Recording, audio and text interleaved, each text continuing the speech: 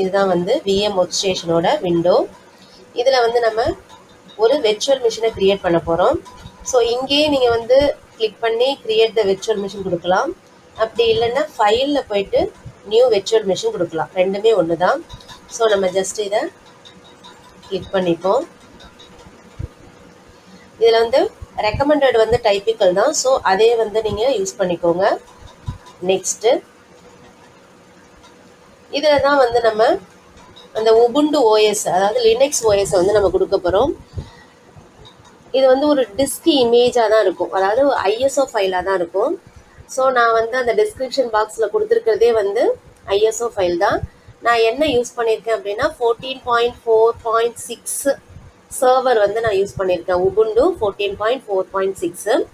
so அது எங்கே இருக்குது அப்படிங்கிறத நீங்கள் ப்ரௌஸ் பண்ணி இதில்